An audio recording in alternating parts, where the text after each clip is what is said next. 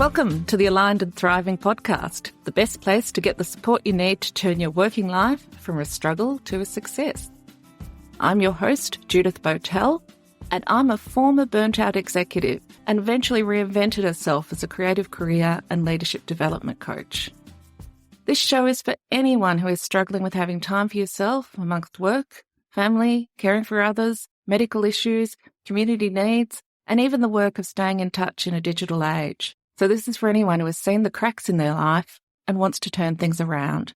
Hello, everybody. It's Judith Botel, and I'm here with a special guest today who is Michelle Hayes, a clarity and confidence coach. Now, I don't know about you, but I can always do with a little bit more clarity and confidence in my life, so I'm really looking forward to hearing from Michelle. And today we're going to be talking about how being your own boss supports work-life balance. Or does it? That's the question we have before us today. So welcome, Michelle. Thank you, Judith. Great to be here, and thank you for having me. You're very, very welcome.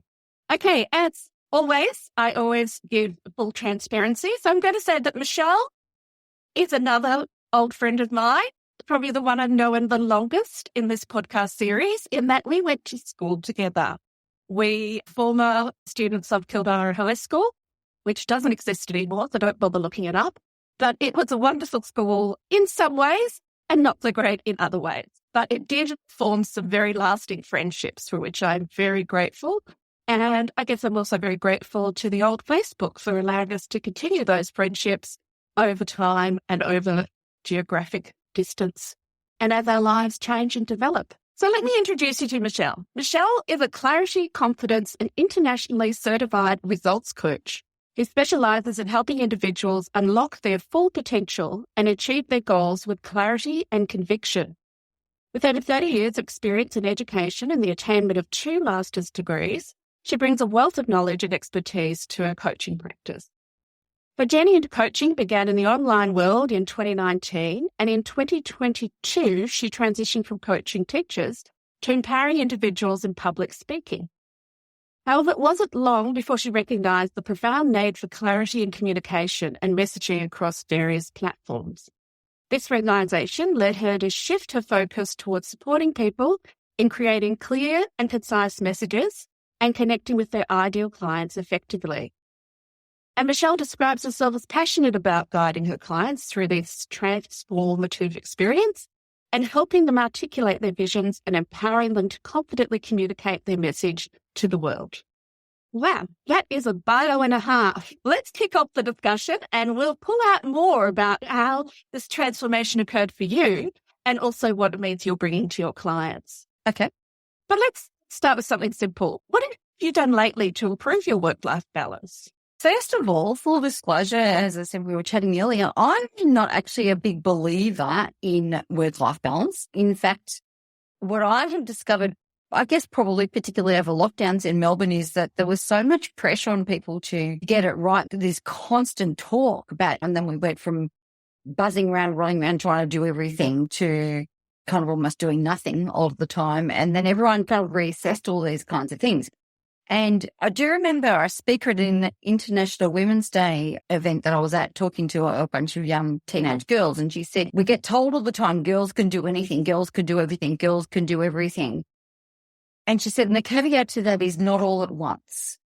Now, that's over 10 years ago, and it's probably been percolating in the back of my mind for a while because I think there's a lot of pressure on women in particular to get it all right. And so this work-life balance thing is this constant thing of you've got to be on the top of your game at everything, including relaxing. And I think that there's just a lot of pressure.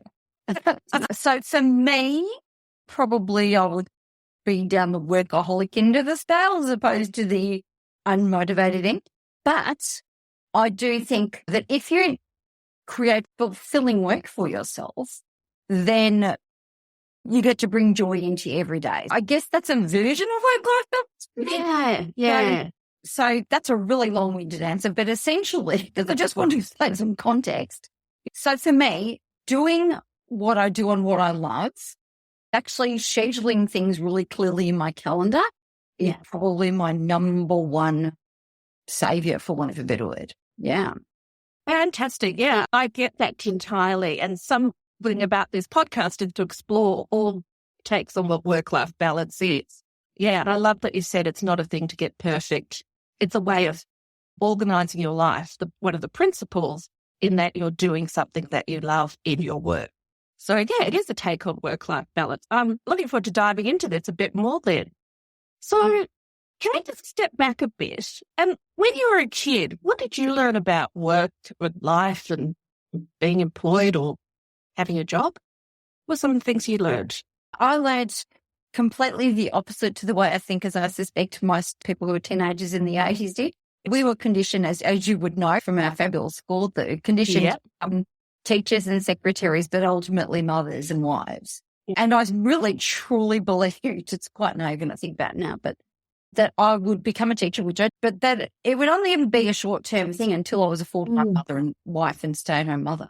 Yeah. So I didn't actually think beyond becoming a role, but I was never a career path. And, career girls were drawing up prunes and whatever and all this sort of stuff. And it was thanks. Having said that, work ethic was definitely drilled into me. I mean, my dad went back to study teaching at 34 with 6 kids and 18% interest rates.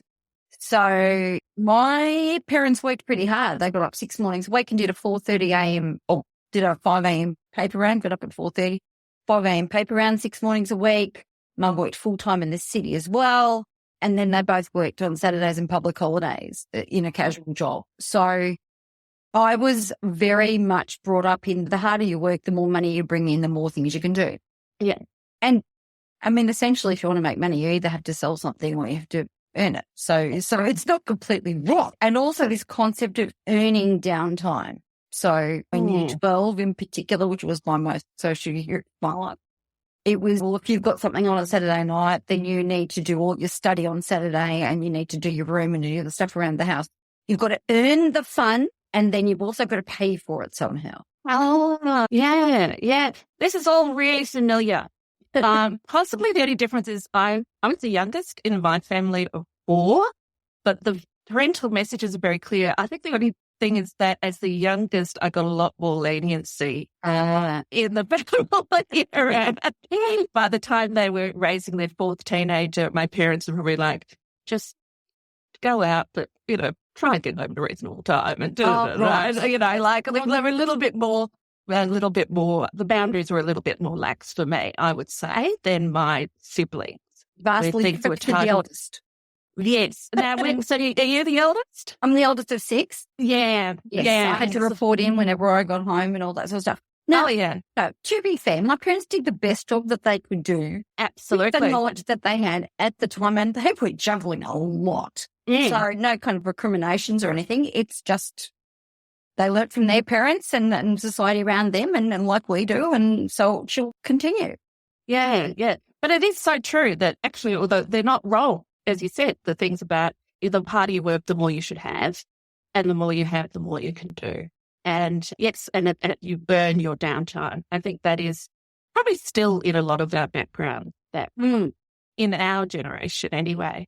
And I'll suggest people, if you're interested in talking about sort of the ideas of Gen X, which I guess we'll dive into a bit more here, also listen to the podcast where we talk about Gen X values with Marlo Newson, who's a fellow Melbourne girl who also the influences of her parenting and the things that she believed growing up and how they influenced her early career and how they're not so influential now. Interesting. So how did these things support you when you started working? How did these ideas that you inherited from your parents' values support you? Well, I mean, I guess I had longevity in my career. So that certainly contributed to that. It added to my resilience in that I didn't fall down at the first hurdle. I definitely changed schools quite often, which was I learned very early on that actually, and I guess it played into it. Actually, I was on a teaching round that someone I was learning from or was mentoring me had been in the same school for her entire career and in fact in the same year level. And it taught me a lot about what I did not want to be in the identity of a teacher. And so I've formulated this belief, which I still hold to be true, that a complacent teacher is a bad teacher. I think it's more true now than it was then.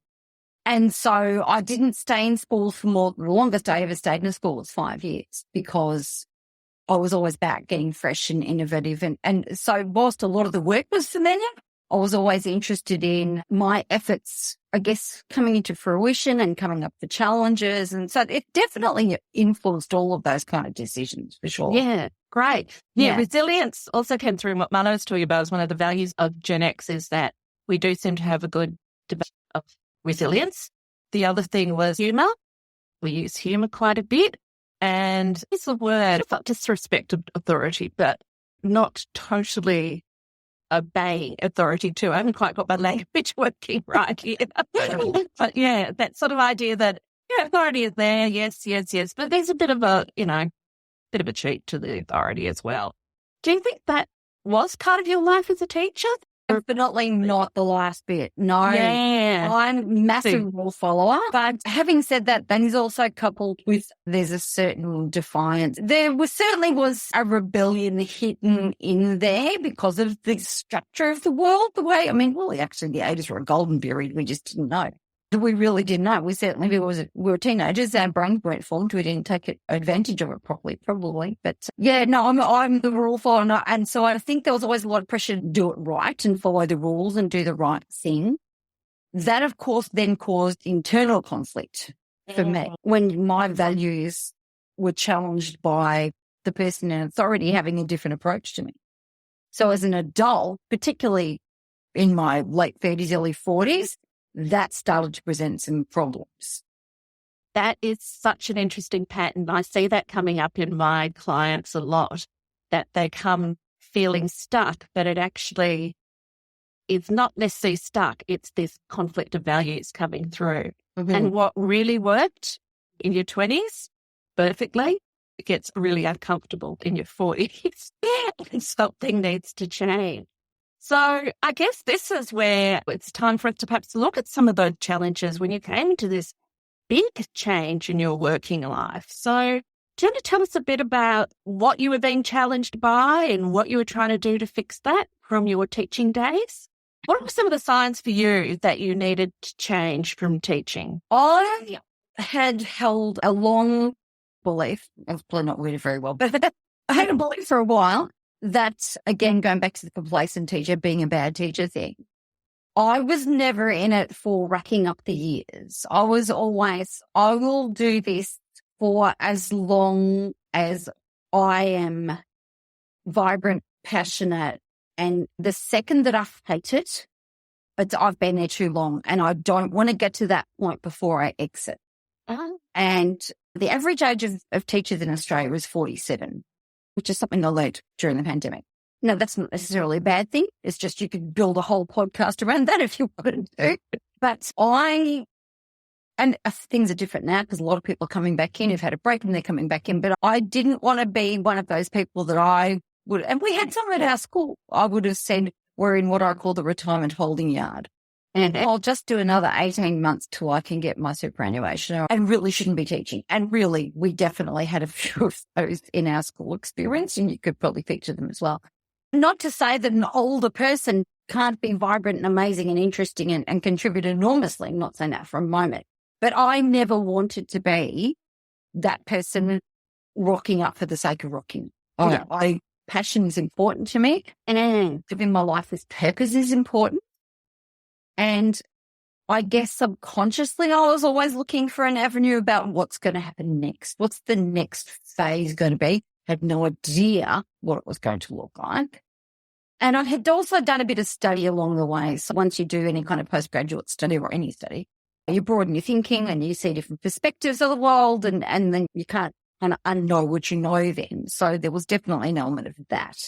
Right. You've got 2 master's degrees. Are they both in education or are they? They are. Yeah. So my first was my passion project, which was a thesis about children's choirs and their perspective, children's perspective, because there was very little around about what the children said. What's about adults imposing?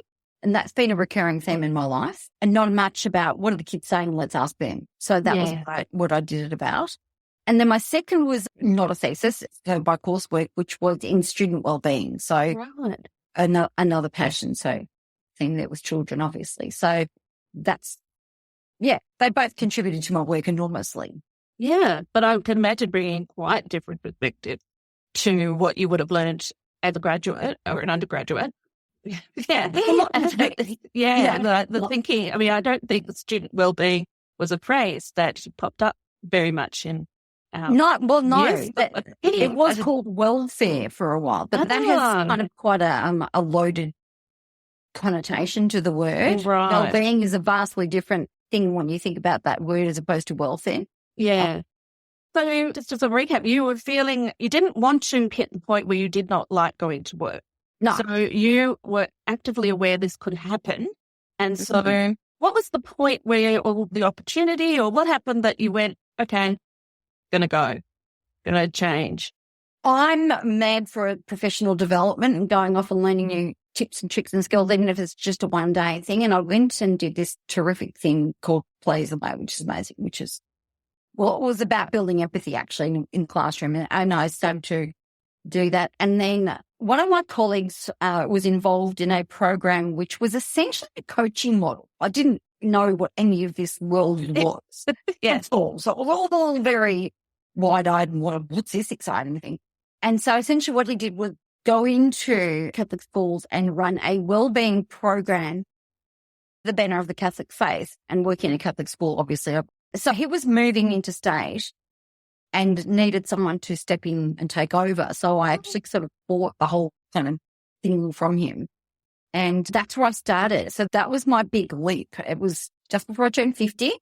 And that's a big turning point year. I was kind of like, well, if you can't do it when you're 50, you're not going to do it. Yeah. Yes. I'd be wrong. But that's how I thought. Yeah. So, yeah, it all, and because my birthday's in November, so it was very nice. It was turn 50, finish the school year, and launch into the next phase of life. Right. Which was to run this wellbeing program within schools. Yes. Yeah. Yes. Great. So that was a starting point. All right. So this was when you became the boss. Well, sort of. Okay. So what, are you happy to tell us what sort of mission? Sure. Yeah, absolutely. Look, I mean, I'm not going to spend thousands of hours telling all the details, but essentially, I didn't have complete autonomy over it. So lots of politics, lots of players involved, and it actually felt very familiar from being in teaching. And I thought, there are bits that I had some control over. And I think the most significant thing was that the material wasn't my own. Interesting. Yeah. So there was a creativity part missing for me coming from a music performing background that was missing, which is not a slight. It's a terrific program. As it turns out, it would have shut down in 2020 anyway. So I would have changed regardless. So that was when so the guy I'd bought this from mentioned something about passive income because he had authored one of the books that they used. And I'm like, passive income? What is this? I'd only heard about that or thought about that in the context of investment properties. Didn't even know it was a thing. So that one, which again is amusing to me now. So I went to Google, as one does. As you do? Yeah. I went, oh, wow. And that then led to my first big thing about thinking the world of, I didn't even call it coaching then. I called myself a consultant. Yeah. I was a coach. And there were a couple there in the US who had made their annual income in a month. Yeah. Doing something online. I went, I think I want a piece of that pie. Thank you very much. That began the process online, really. Yeah. And that was when, 2019, 2020, that was when all this became quite big and became quite an attainable or at least accessible pathway for people. Whether it's you actually going to achieve your outcomes, that's a different thing. But the platforms were evolving. The pathways, the training was there. It was models were there. You could see other people doing it, etc. So I think, yes, there was something definitely happened, probably accelerated by pandemic and lockdown because everyone was there going, I'm bored out of my brain. Let me do something. And so demand for online learning accelerated. And absolutely. Yeah. A really interesting time to be in this space. It's so fascinating though, but in everything you've been saying, I've been hearing values come popping out all the way. The passion, the creativity and autonomy. There's three so far that I'm hearing have supported you and sort of shaped you and motivated you to do this work.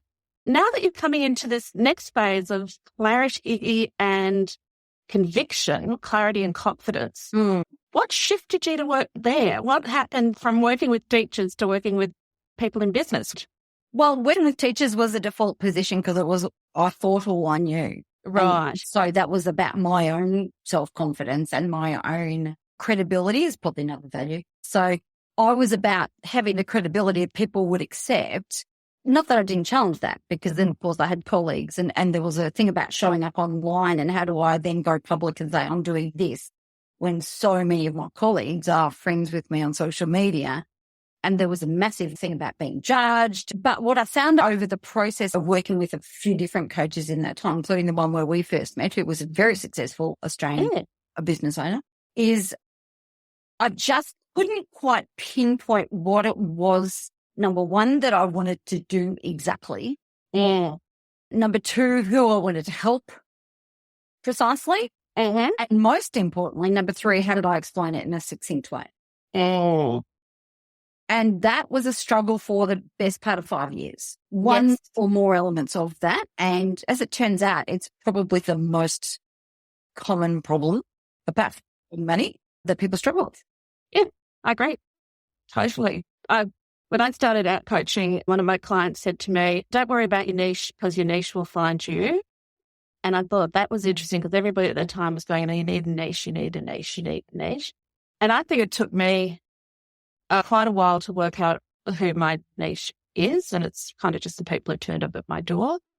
But also in setting up this podcast, but it was finally when I had some support to help me work through all my thoughts to come up with the title and a concept. And all of a sudden things became so much easier. It wasn't perfect. It wasn't necessarily one. Actually, the title did make me go. I honestly, after spending months thinking about a title, the producer of this program, who is Charmaine Morales, she's wonderful. And she came up with one. I went, oh, that one. She came up with a list of 10. I went, oh, that one, Aligned and Thriving. And she was like, oh, I thought we were going to spend a few weeks on that. And I went, no, that's the one I want. And so it did all sort of fall into place very easily. But I was also like, it's not perfect, but it calls to me and I can work with it. So let's go. Love it. I love it. As soon as I saw it, I went, yes, that's it. Yeah. So I can imagine working with people to get to that aha moment must be hugely satisfying. Oh, my goodness. The one downside to teaching, which is a wonderful profession, and I'm very glad I did it for so long, is that there's not a lot of instant gratification in it. The moments are pretty rare. The work I do, well, it doesn't all happen in a few seconds. It can be weeks of work, but it's a much shorter process than, for example, teaching. And to see people move from doubting themselves, being overwhelmed, being confused, feeling like they've tried everything and failed, feeling like there's something wrong with them. These are the sorts of things I hear all the time. Being told, as I was, oh, I love what you're doing. Your post's so lovely. What do you do again? To the usual response of, I can't believe it's this easy. I can't believe it's this simple. Oh, my gosh. I have a client, for example, who's been working at it for 11 years. And she said for the first time it feels easy. Now, I wish she hadn't had to spend 11 years, but it's very gratifying. Yes. To be able to help people give themselves that gift. Yes. When you do have to try and explain it to people, when you don't have your pitch, you're not confident in it, it holds you back. It really does hold you back. And the other thing is, though, it's so much easier to see it in somebody else than yourself. Let's take a quick break. Don't miss a single episode, so subscribe to Aligned and Thriving now to unlock a world of inspiration and practical strategies.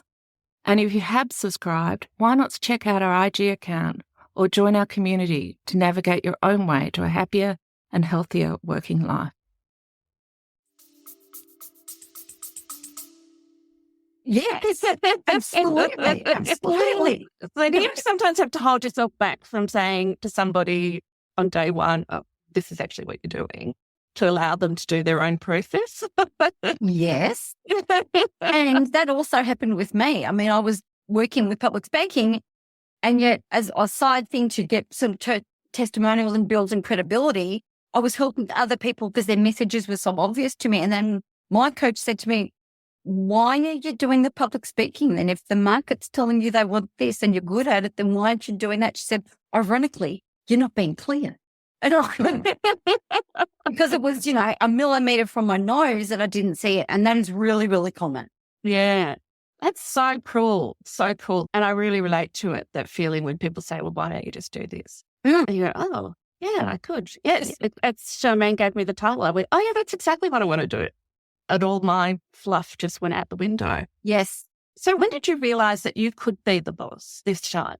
Do you believe you now are the boss? Oh, totally. Oh, excellent. So what did you have to give up from your old beliefs to allow you to go, oh, I'm totally the boss? What happened there?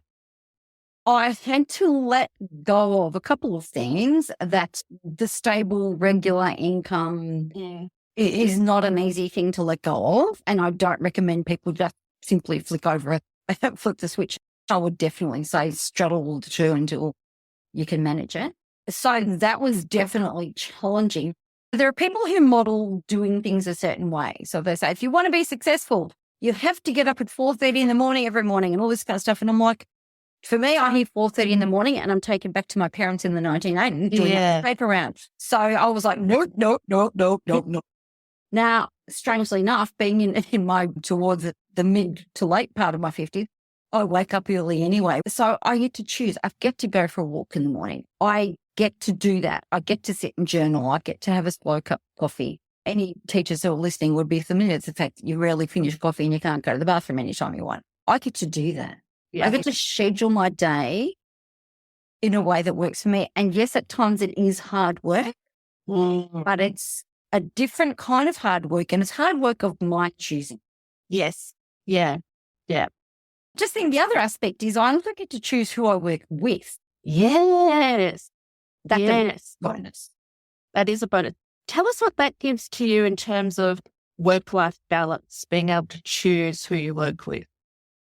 Well, it just means that my days are filled with conversations that stimulate me, that support me. It's not an echo chamber. I don't want to kind of give off that impression. It's not one, there's no conflict. Like I just had someone send me a spammy DM telling me, oh, they liked it because they liked my sarcastic comment I wrote on someone. I'm like, you've completely missed the point about me. Like that.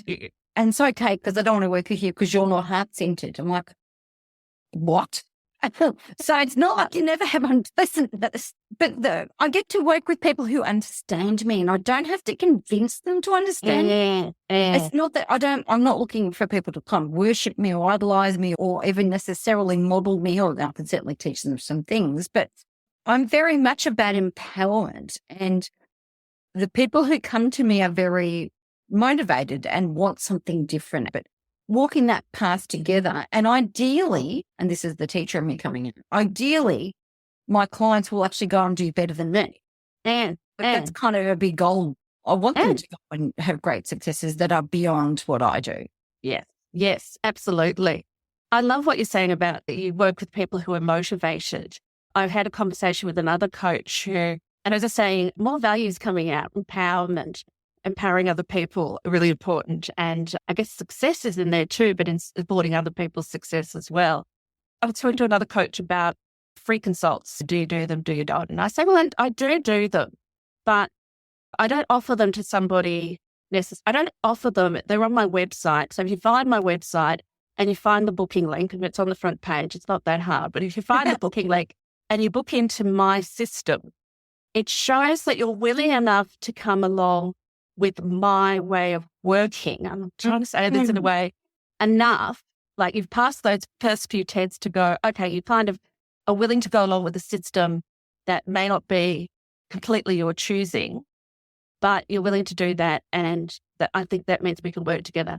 Now, what does that say about me? I'm a control freak, possibly, but it's actually like my coaching won't work if you reject all the principles that we're working within. And if you're totally oppositional, it's just not going to work. And I've had those situations. I'm sure you've had that situation. You just get to go, working love. I think we can just take your money and we'll see you later.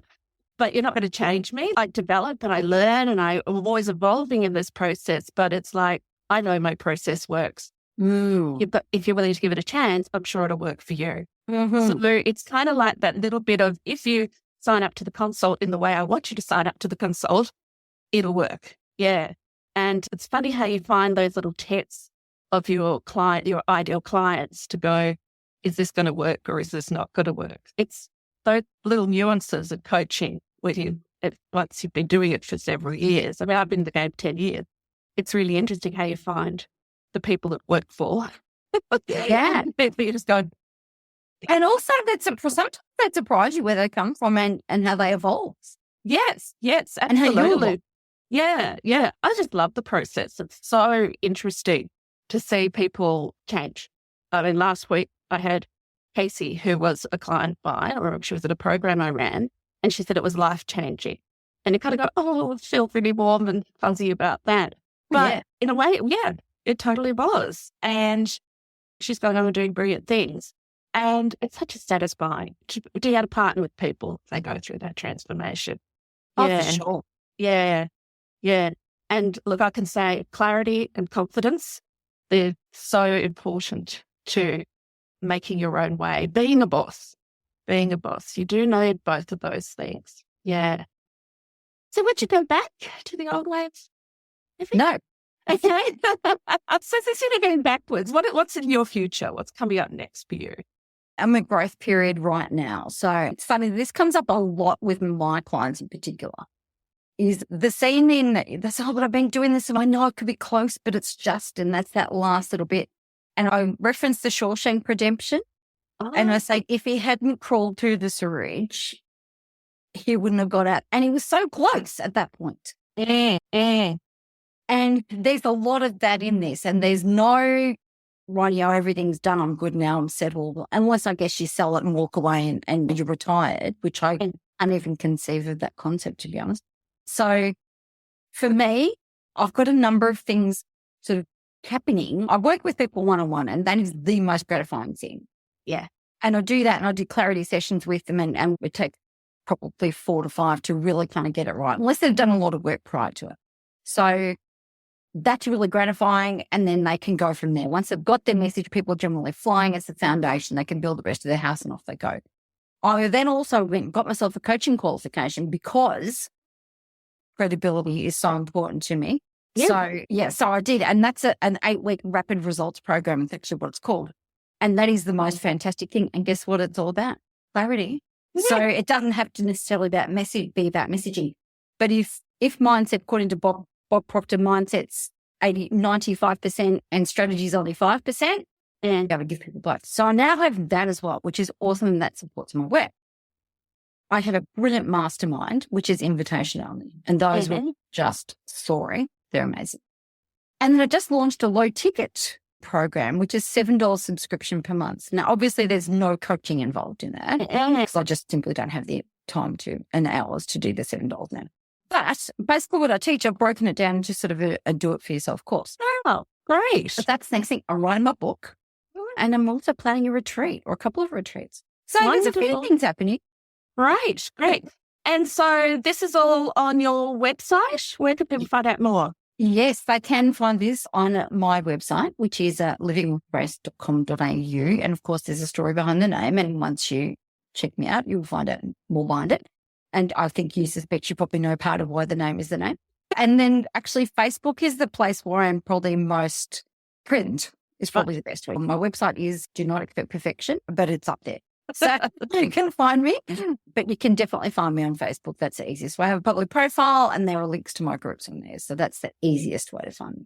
Fantastic. And we'll have links to all of that in the show notes as well. So do check it out if you're interested in finding out more about Michelle's programs. I have not done it myself, but I've heard the testimonials and I believe in what she does as well. So I heartily recommend you do have a look.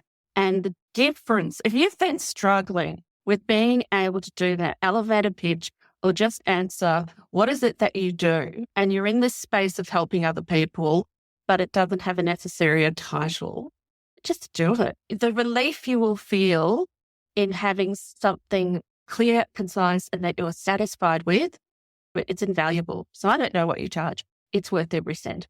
Okay. It's pretty reasonable. And I actually end up saving people thousands in the long run. You absolutely would. I mean, mistakes in business, it can be really expensive. If you had some advice for the people out there that you'd like to share in final words, what would you like to share with them? About being your own boss? Yeah. Well, do it. If the thoughts popped into your head, then your subconscious mind is talking to you and it will not go away. And Oprah always talks about it starts as a whisper and ends up as a slap upside the head. So don't wait for, some major health incident or some catastrophic life event. If it's there, listen to it. Start putting measures in place to make it happen. You don't have to go, don't fall for the myth that you've got to go and spend, $50,000, $100,000 on someone to make this happen. You can start gently, start building the process and just trust someone that aligns with your values. Really, it's probably the biggest thing. Yeah, great. Thank you so much. Well, it's been wonderful having a chance to explore the ideas more with you.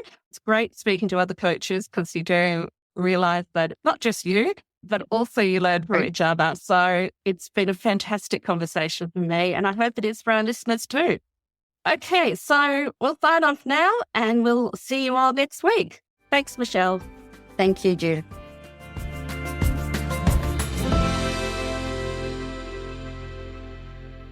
Don't miss a single episode, so subscribe to Aligned and Thriving now to unlock a world of inspiration and practical strategies.